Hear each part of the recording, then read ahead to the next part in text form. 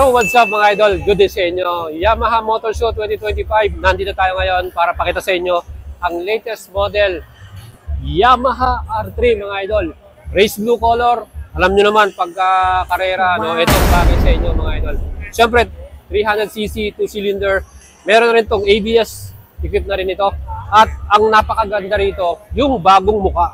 Ayan. So ito po yung binago dito, yung latest front face design niya. At siyempre, para naman sa ating ibang specs, same pa rin ang ating engine type. Ito lang yung pinaka-body natin. Ayan. Ang astig. Di ba? So guys, available na ngayon to. At pwede nyo mabili. Again, kung gusto nyo makakuha nito, subukan nyo yung ating alagang boyet. Tulungan natin kayo, cash man yan or financing. Pwede yan mga idol. Kaya mag-PM lang kayo sa atin. Alright. Sakay lang tayo. Tingnan natin.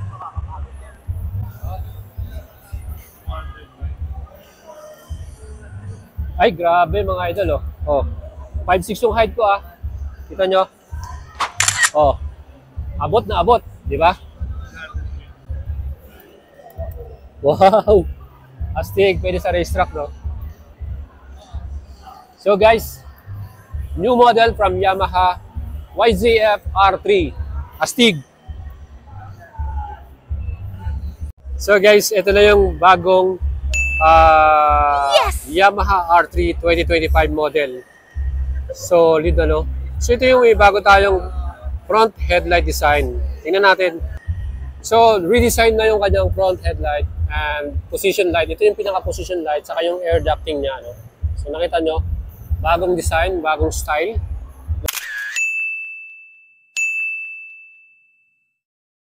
Ng Yamaha R3, ano?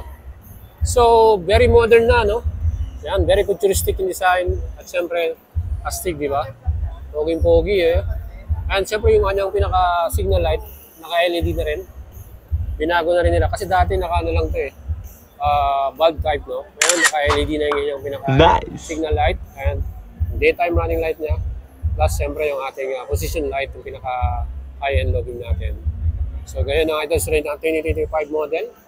So, may bago na itong presyo, 291,000 pesos. Yamaha R3 2025 model. At pwede nyo rin i-apply yan via financing mga idol. So meron tayong 20% all-in down payment. Minimum down payment to 78,702. At para naman sa ating monthly amortization, 4 years natin, 7,555. So makita nyo yung pairings niya, bago rin yung pinaka-side pairings natin. So meron pa siyang parang butas dito, ano? Ayan. So yung pinaka-decals niya R3, ayan mga idol, ano? Mga stig. Meron din siyang winglet dito ng carbon effect, no? May carbon effect siya. Ayos, ano? So guys, yung makina natin dito is same pa din. Hindi naman nila binago yung makina. It's still 321cc 2-cylinder with 8 valves. And siyempre, naka-double overhead camshaft, liquid cool, and 6-speed manual transmission. Ayan mga ano. Tapos yung ating pinaka exhaust natin, hindi rin nila binago. No? Same pa din na pataas siya.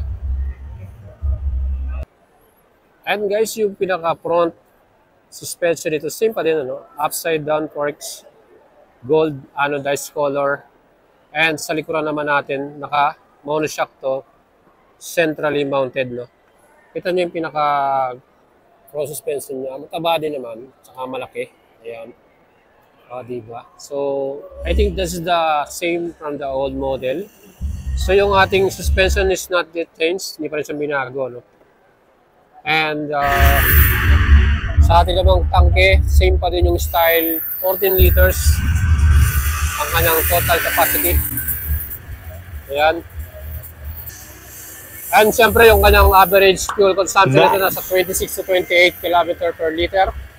Well, sa bigat naman ito, total weight, 169 kilograms, mga idol. And sa seat height, eto, mas maganda yung ano nito, height nito. So, tayo 5'6", abot na abot natin to kasi 780mm lang yung kanyang height natin, seat height. So, pagdating sa upuan, komportable din para sa ating passenger. So, dalawa siya. Yung upuan natin, 2-piece yung kanyang upuan.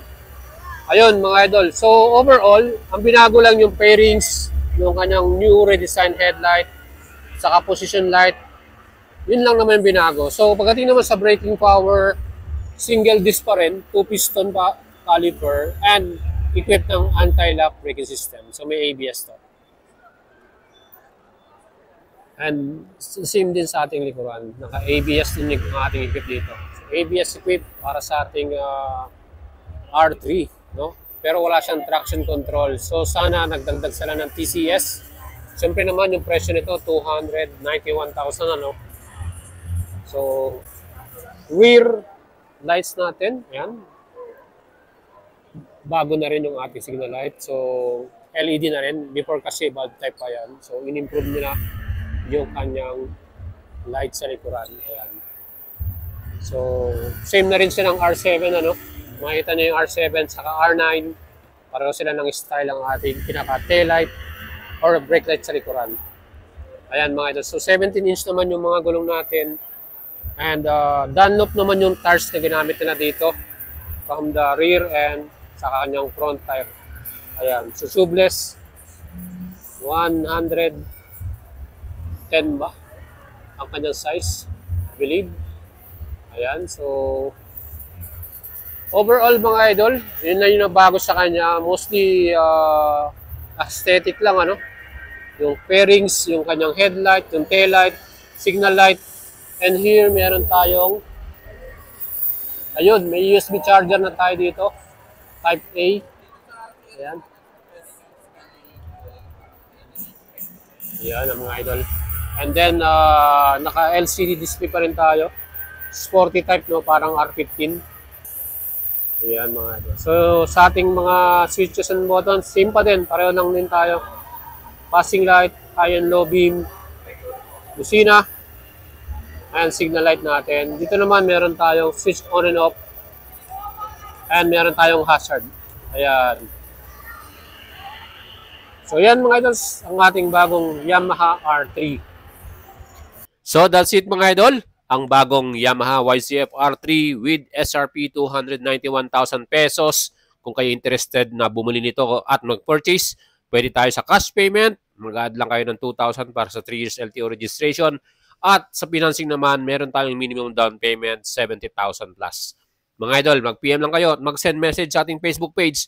Siyempre, like and follow nyo yan at lagi kayong tumutok sa ating YouTube channel at Facebook dahil nag-update tayo ng mga paparating na bagong motorsiklo at nag-update din tayo ng mga presyo. At siyempre, kung gusto nyo bumili, subukan nyo po ang ating alagang boyet. Maasahan nyo legit. Walang tong patch, walang add-on at siguradong convenient para sa inyo mga idol. Tutulungan natin kayo. Ride safe and enjoy!